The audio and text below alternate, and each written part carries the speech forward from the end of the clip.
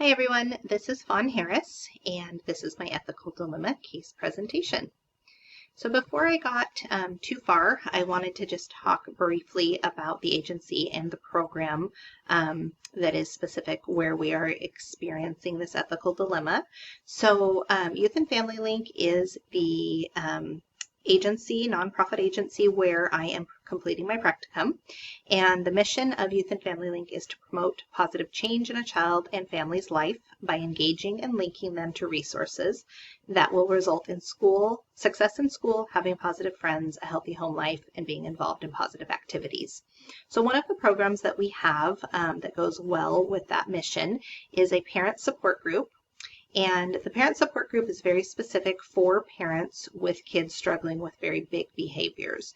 So the way that the facilitator often explains this is not for behaviors like not doing your homework or not doing your chores when parents ask, but this is for kids that really are experiencing behaviors that are often associated with autism spectrum disorder, developmental delays, or other mental health diagnosis.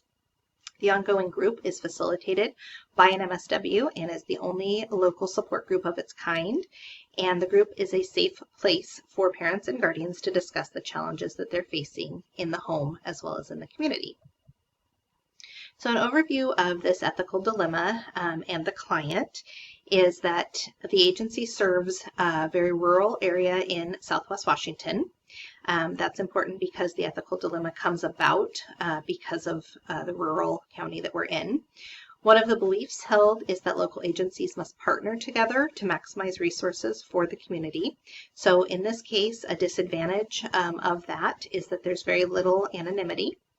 Mental illness and other social issues do not only happen to one demographic of people. So this has led to an ethical dilemma regarding dual relationships in this case. And the client is a parent who attends the support group, but also is a professional in the community. So she has worked with Link staff in the past, and in this professional role, she has shared clients and attended some of the same community meetings, etc.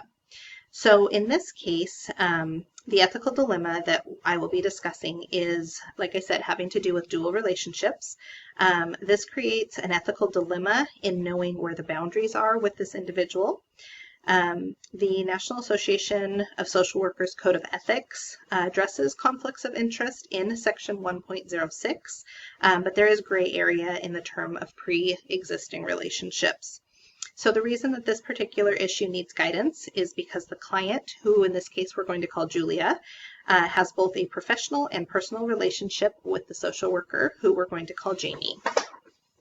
Prior to becoming a participant in the support group, Julia attended many of those same meetings, like I just mentioned. The social worker and the client had more of a friendship and peer relationship. And Jamie has now found it increasingly difficult to know where the boundaries are with Julia. She feels Julia would like more of a friendship, but feels this creates problems with the professional role of being the facilitator for the support group. And like I said, there are no other support groups or supports like this in the area, so that makes it difficult as well. I would add that because they had a friend and peer and professional relationship working at different agencies in a small community in the past, they did attend some of the same social gatherings and have each other on social media, which is part of the problem at this point. So I looked a little closer into both the agency and the National Association of Social Workers policies in regards to dual relationships, and found that in both cases this is addressed. So there is a policy at Youth and Family Link regarding staff-client relationships. There's also procedures in place, as well as in Section 1.06, where social workers' ethical responsibilities to clients is discussed. This is also discussed in that area. So dual relationships in a rural area are fairly common. This happens when we engage clients or colleagues in more than one relationship. These are sometimes unavoidable and therefore must be managed.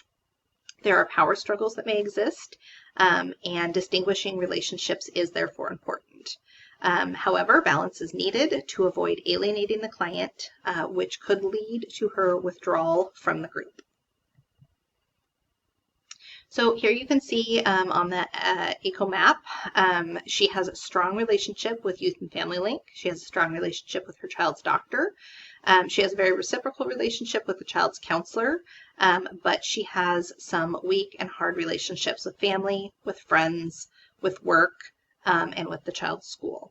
And so one thing that I came to notice when I was looking or working on this ECO map is that really her life revolves completely around her child, which is not uncommon when you have a child struggling with mental illness, and that makes other relationships really difficult. So there is not mention on here of much of a support system or any specific counselors for herself.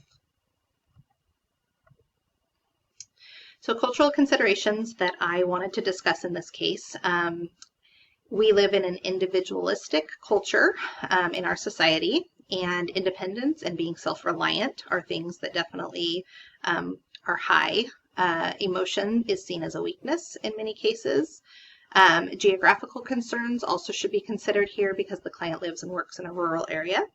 Other cultural and social considerations include ideas of relationship norms, concepts about family, and then the importance of productivity as a measure of worth in her case.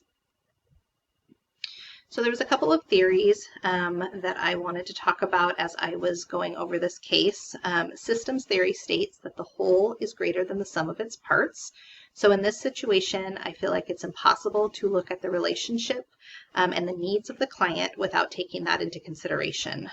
So the whole system includes not only the agency, the social worker, the client, it also includes her child, it includes all of the different parts of the team that works together with her in support of working with the school, working with the counselors, working with an IEP, doing lots of things. But also it must include, like I said, social groups and the relationship that existed prior to her becoming a member of this specific group. Also, psychodynamic theory I thought was applicable here. It is concerned with how internal processes such as needs, drives, and emotions motivate human behavior. And additionally, unconscious as well as conscious mental activity serves as a motivating force. So in this situation, family and friends do not understand her struggles, and this adds to her strong desire for connection and support, which has led to this struggle between boundaries and dual relationships and knowing what to do in this situation. So the ethical decision framework I thought was right on in the book where it talks about all of these different steps. So describing the practice situation in detail is obviously important as a first step. Identifying who the client is and the focus of the impact in this situation on which way the social worker decided to go with this and how in depth she wanted to go in breaking that relationship from being a personal one to only being a professional one. Identifying the players and the stakeholders, identifying any legal issues, clarifying potential options and courses of action. So does she somehow try to just back away from the friendship and the relationship or the social interactions? Does she continue doing those and just be open about that? Does she say that she cannot work with this client? Lots of different potential options in this case. Anticipating potential results and consequences. So like I had said a few minutes ago, one of the consequences is that depending on how she handles this situation, she could absolutely alienate the client and make the client feel like she wasn't supported. And if she walked away from the group, that could be more detrimental to her and her family and her child. So ranking the conflicting values in this case, clarifying who's responsible for ultimately making the final decision. So there's been a lot of talk when this was going on between the social worker and the executive director, taking diversity and culture into account, deciding on a course of action and implementing that plan, monitoring the ongoing effects of how that plan was working, if it was working for the client, if it was working for the social worker, and evaluating the impact of all of that. Client's perception of the problem, she is aware of the boundary issues, but has continued to want a connection with those in the agency who she feels, quote, get her. So this has come up in a couple of different times in a couple of different scenarios with Link staff. She continues to engage in the group, but also has attached herself to several of the staff during the last few years and is looking for more of a friendship or peer role. She tends to see herself as more of a peer than a client, even in the group. The client does have many strengths. She is very well educated. She's incredibly resourceful. She shows strength and resilience in her personal and professional life. She has a strong understanding of the mental health system, knows the importance of a strong support system, and has a team of advocates for her child. Her main limitation, as far as I can tell, is just that she's lacking an effective support system. And so what this ethical dilemma has taught me about being a more effective social worker is truly that things are not always black and white, that it seems very simple to say in theory dual relationships shouldn't exist, that clients and practitioners or social workers in general shouldn't have dual relationships.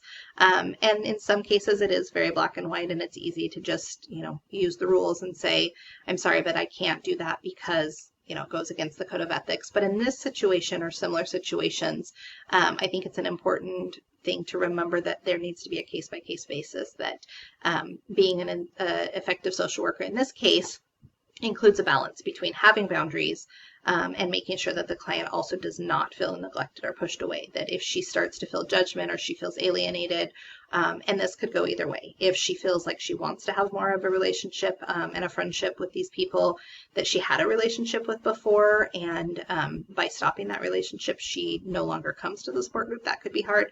But then at the same time, she may also feel like these people know a lot about her, and that's not that doesn't work for her, and that she's worried if she runs into people at the grocery store, that these people that she is living in community with are going to know some really difficult things about her, and is she going to feel like that dual relationship is appropriate as well. So it really does go both ways. And like I mentioned before, there is a little bit of an issue as far as social media and the fact that it's pretty laid out in the code of ethics that social workers should not have those things with clients, but in this case it was already well established before, and so it had to be dealt with. So I look forward to hearing what you guys think about this ethical dilemma and how you would handle it.